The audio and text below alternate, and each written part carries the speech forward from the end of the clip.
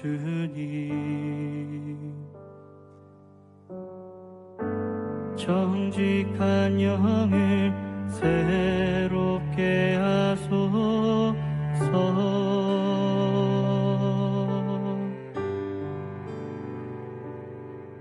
정결한 마음 주시옵소서.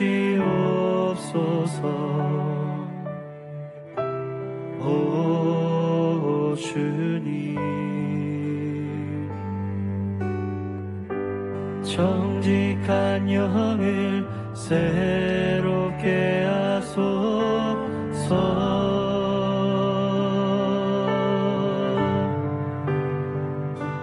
나를 주님 앞에서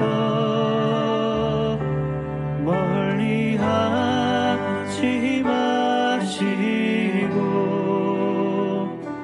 주의 성령을 거두지 마옵소서.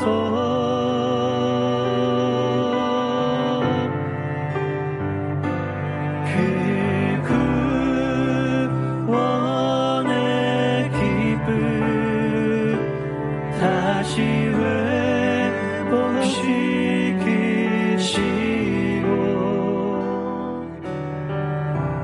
변치 않는 맘 내 안에 주소서.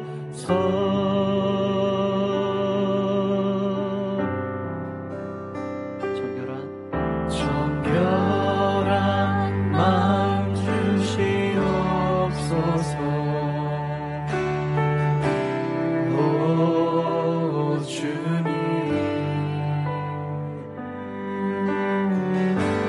정직한 영을 새롭게 하소서. 나를 주님 앞에서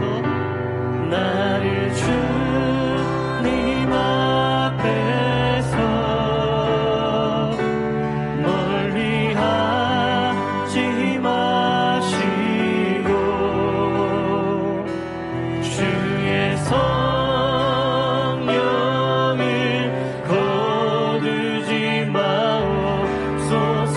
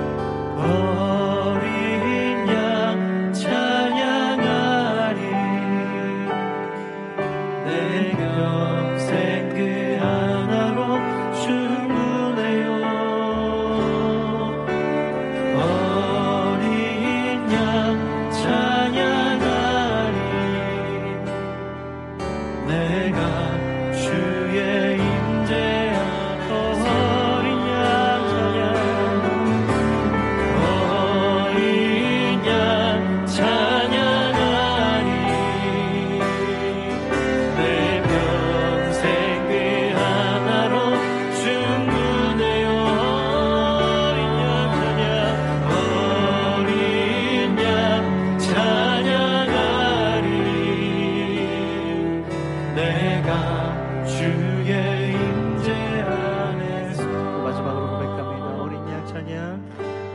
어린 양 찬양하리 내 평생 그 하나로 충분해요. 어린 양 찬양하리 내가 주의 임재 안에서 내가 주의 임재 안에서 내가 주의 임재 안에서 내가 주의 임재 안에서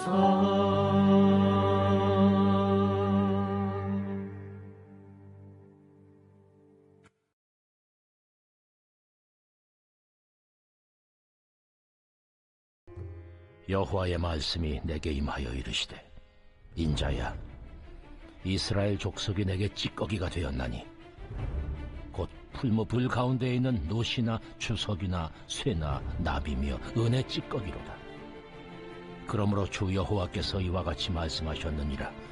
너희가 다 찌꺼기가 되었은즉 내가 너희를 예루살렘 가운데로 모으고 사람이 은이나 노시나 쇠나 나비나 주석이나 모아서 풀무 불 속에 넣고 불을 불어 녹이는 것 같이 내가 노여움과 분으로 너희를 모아 거기에 두고 녹이리라. 내가 너희를 모으고 내 분노의 불을 너희에게 불면 너희가 그 가운데에서 녹되 은이 풀무불 가운데서 녹는 것 같이 너희가 그 가운데서 녹으리니 나 여호와가 분노를 너희 위에 쏟은 줄을 너희가 알리라. 여호와의 말씀이 내게 임하여 이르시되 인자야 너는 그에게 이르기를 너는 정결함을 얻지 못한 땅이요 진노의 날에 비를 얻지 못한 땅이로다 하라. 그 가운데서 선지자들의 반역함이 우는 사자가 음식물을 움킴 같았도다. 그들이 사람의 영혼을 삼켰으며 재산과 보물을 탈취하며 과부를 그 가운데에 많게 하였으며 그 제사장들은 내 율법을 범하였으며 나의 성물을 더럽혔으며 거룩함과 속된 것을 구별하지 아니하였으며 부정함과 정한 것을 사람이 구별하게 하지 아니하였으며 그의 눈을 가려 나의 안식을 보지 아니하였으므로 내가 그들 가운데서 더럽힘을 받았느니라. 그 가운데에 그 고관들은 음식물을 삼키는 이리 같아서 불의한 이익을 얻으려고 피를 흘려 영혼을 멸하거늘 그 선지자들이 그들을 위하여 회를 칠하고 스스로 허탄한 이상을 보며 거짓 복수를 행하며 여호와가 말하지 아니하였어도 주 여호와께서 이같이 말씀하셨느니라 하였으며 이 땅 백성은 포악하고 강탈을 일삼고 가난하고 궁핍한 자를 압제하고 나그네를 부당하게 학대하였으므로 이 땅을 위하여 성을 쌓으며 성 무너진 데를 막아서서 나로 하여금 멸하지 못하게 할 사람을 내가 그 가운데서 찾다가 찾지 못하였으므로 내가 내 분노를 그들 위에 쏟으며 내 진노의 불로 멸하여 그들 행위대로 그들 머리에 보응하였느니라. 주 여호와의 말씀이니라.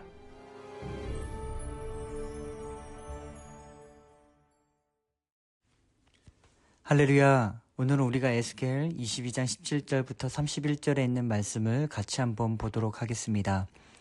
22장은 세 편의 예언적 담론들이 결합되어 그 거민들의 타락상을 적나라하게 규탄하고 있습니다.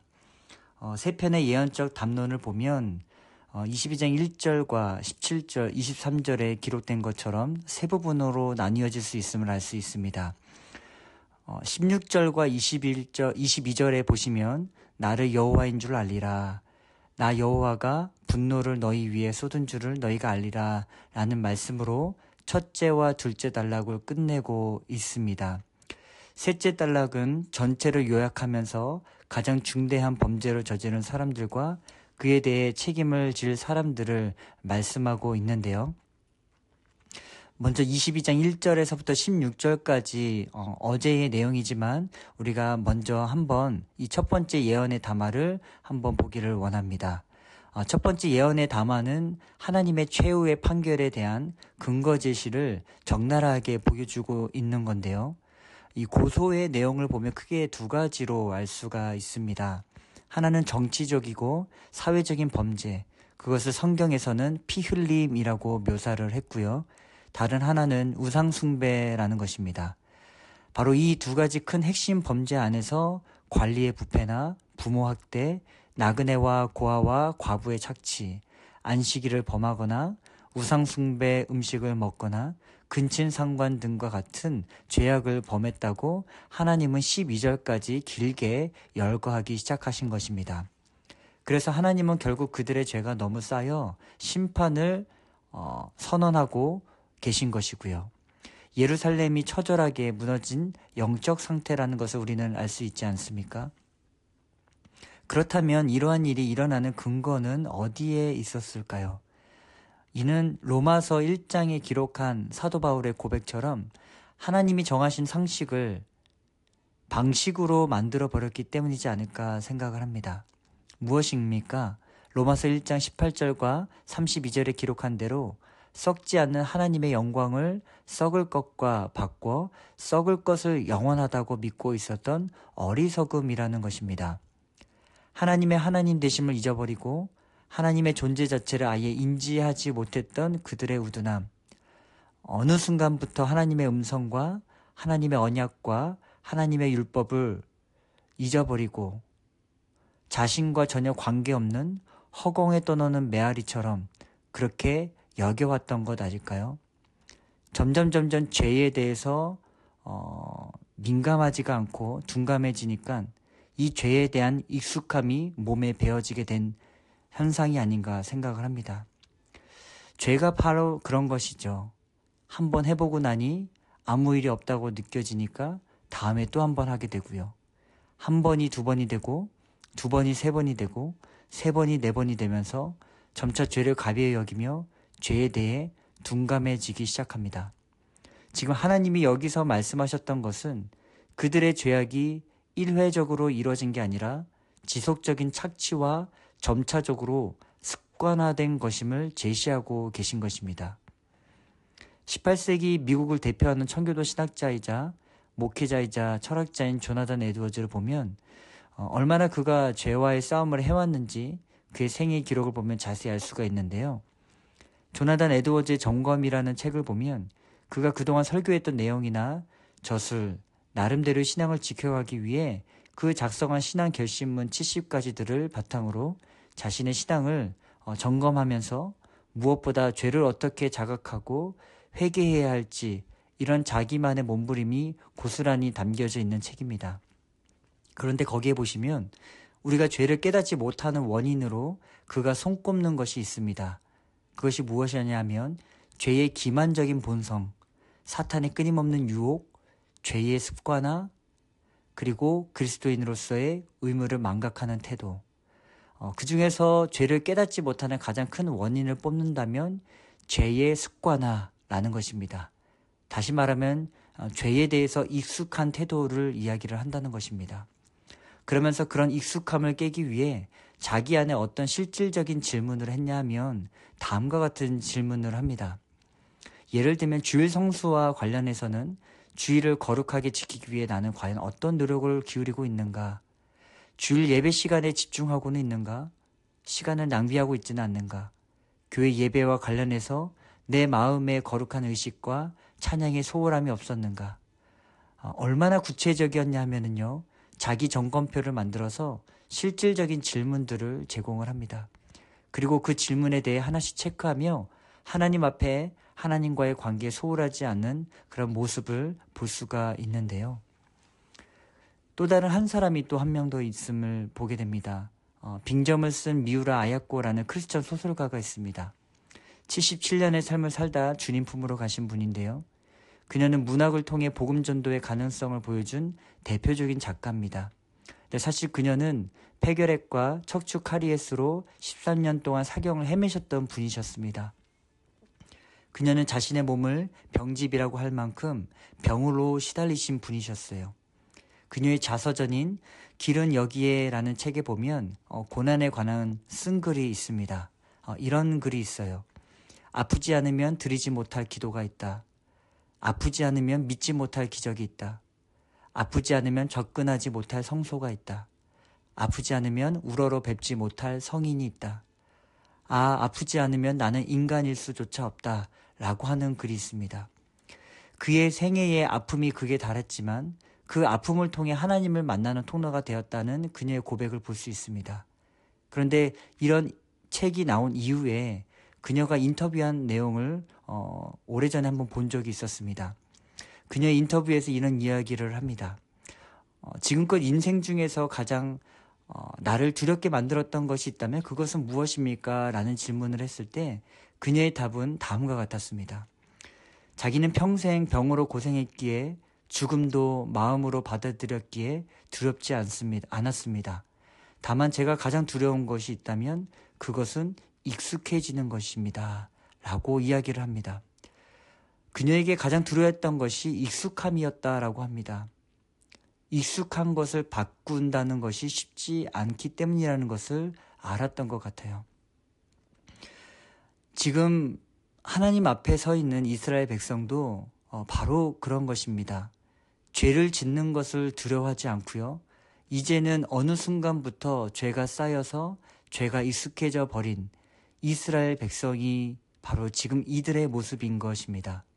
그래서 하나님은 더 이상 돌이키지 않는 그들의 피 흘림과 우상 숭배를 보고만 있지 않으시고 참지 않으시고 죄를 단호하게 심판하시겠다라고 선언하시는 것입니다.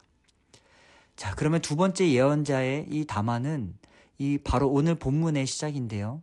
22장 17절부터 22절까지 보시면 알 수 있는데 에스겔은 용광로 속에 금속을 녹이는 것에 관한 예언에서 자주 사용하는 비유를 듭니다. 일반적으로 금속을 찢기 또는 슬랙으로 분리하는 과정은요.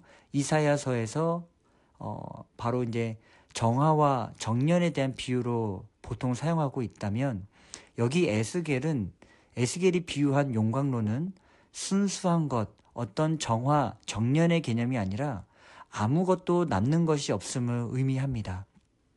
그래서 18절에 보시면 하나님은 이스라엘 백성이 하나님 앞에 무엇이 되었다고 합니까? 찌꺼기가 되었다라고 선언하세요. 찌꺼기는 광석을 재련할 때 나오는 불순물인데요. 이스라엘 백성이 풀무 안에 있는 구리, 주석, 철, 납이며 은의 찌꺼기에 불과하다라고 한다는 것입니다. 이렇게 된 원인이 무엇이었냐 하면 바로 그들의 총체적 타락 때문이라고 23절부터 31절까지 기록을 하고 있습니다. 이것이 바로 세 번째 예언의 담화가 담고 있는 내용인 것이고요. 세 번째 예언의 담화는 전체 내용을 요약하면서 가장 중대한 범죄를 저지른 사람들과 그에 대한 책임을 질 사람들에 대해 말씀하고 있습니다. 예루살렘이 멸망할 수밖에 없는 결정적 근거를 제시하며 그에 대한 첫 번째 근거는 선지자들이고 이 두 번째 근거는 제사장이며 세 번째 근거는 고위 관리들이라는 것을 이야기 주고 있습니다. 그들은 각기 자신들에게 부여된 임무를 망각하고 부정과 부패를 일삼으면서 고소하고 있는 것입니다. 그러면 먼저 선지자들의 죄악은 무엇일까요? 세 가지 반역이 언급이 되는데 25절에 보시면 그 세 가지를 기록합니다. 하나는 사람의 영혼을 삼킨 것이고요. 두 번째는 재산과 보물을 탈취한 것, 그리고 세 번째로 그 땅의 과부를 많게 한 것입니다. 여기서 과부를 많게 했다라는 말은 살인이나 약탈, 파괴를 일삼는 폭정을 뜻합니다. 그러면 제사장들의 죄악은 무엇일까요? 하나님은 제사장들의 문제를 율법에 대한 폭력으로 간주를 하십니다.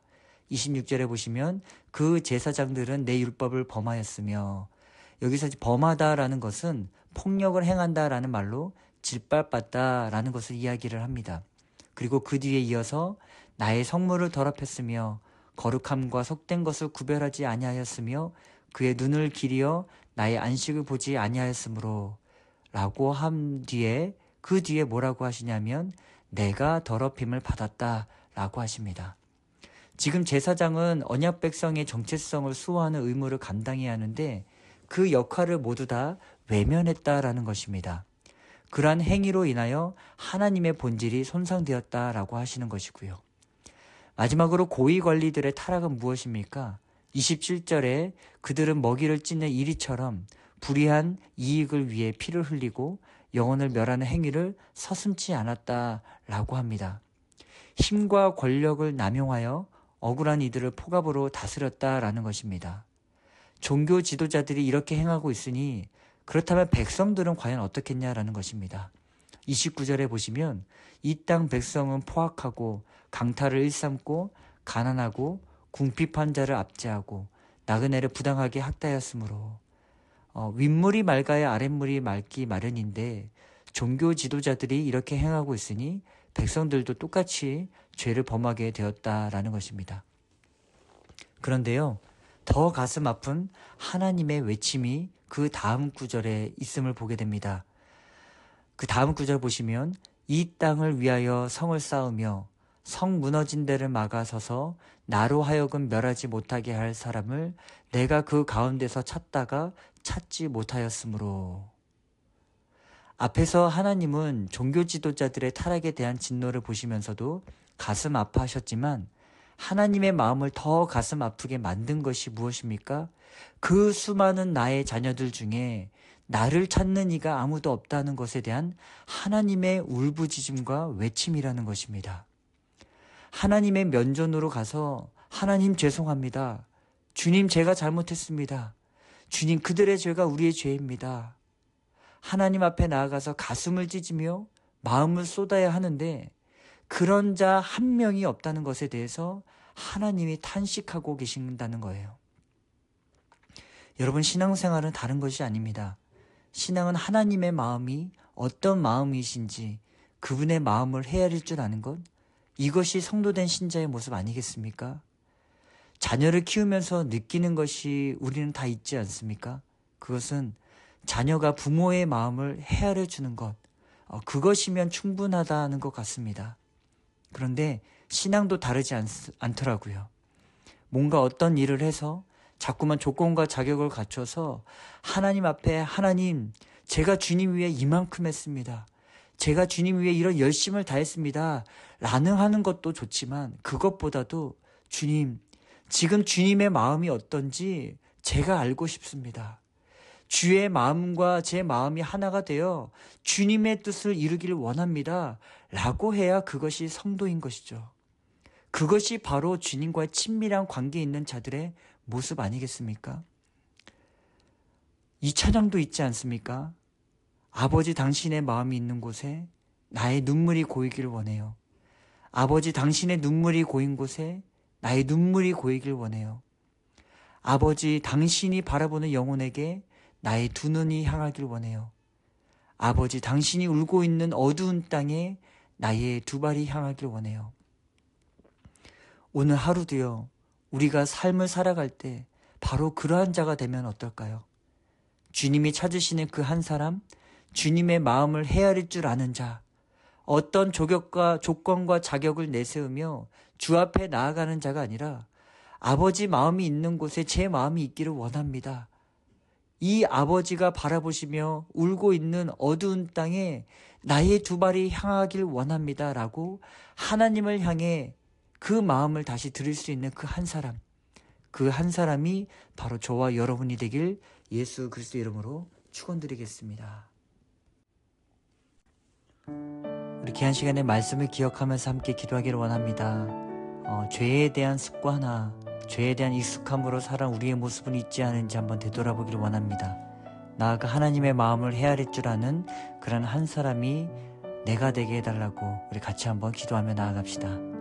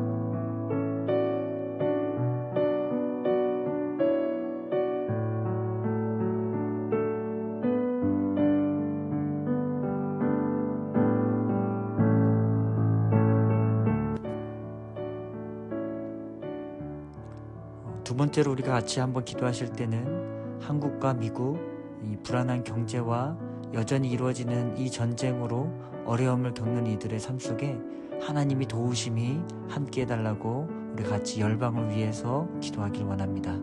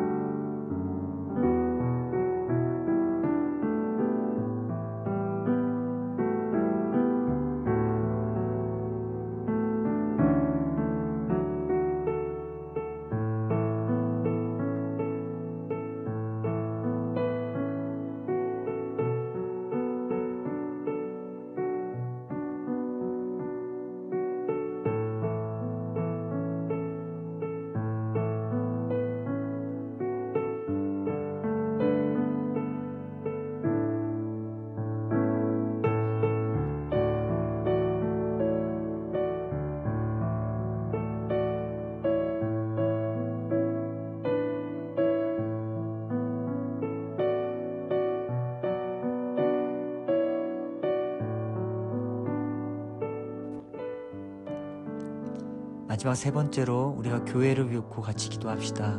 교회 직분자들과 우리 단기 선교, 개편된 목장, 그리고 9월에 있을 구사축 행사, 그리고 끊임없이 다음 세대를 위해서 기도해 주시고요. 나아가 해외 선교사님들을 위해서, 그리고 몸이 아픈 우리 한 분 한 분들을 위해서 같이 한번 기도하겠습니다.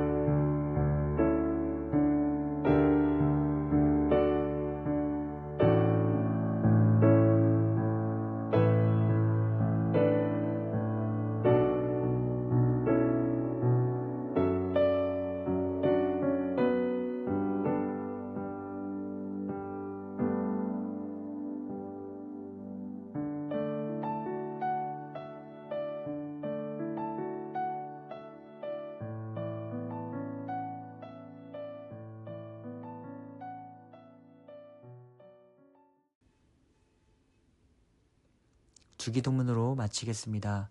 하늘에 계신 우리 아버지요, 이름이 거룩히 여김을 받으시며 나라가 임하옵시며 뜻이 하늘에서 이루어진 것 같이 땅에서도 이루어지이라. 오늘날 우리에게 일용할 양식을 주옵시고 우리가 우리에게 죄진 자를 사하여 준 것 같이 우리의 죄를 사하여 주옵시고 우리를 시험에 들게 하지 마옵시며 다만 악에서 구하옵소서. 나라와 권세와 영광이 아버지께 영원히 있사옵나이다. 아멘.